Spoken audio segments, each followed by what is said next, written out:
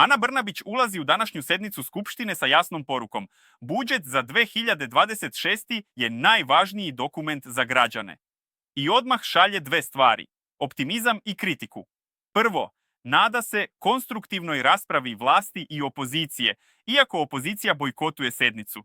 Drugo, poručuje da nema pojačanih bezbednosnih mera i da će parlament raditi čak i ako padaju sekire. Direktno, u njenom stilu.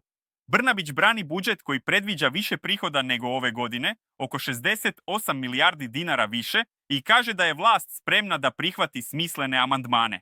Ali najzvučniji deo intervjua je NIS. Kaže da 47 dana u Srbiju nije ušla ni kap nafte, a da građani to nisu osjetili. Navodi da su američki partneri bez razumevanja i da Vučić uskoro izlazi pred javnost da objasni situaciju. Opozicija koja bojkotuje sednicu dobija kritiku. Plate ne bojkotuju, poručila je Brnabić. Današnja rasprava će tako biti test, ne samo budžeta, nego i političke klime pred ulazak u 2026.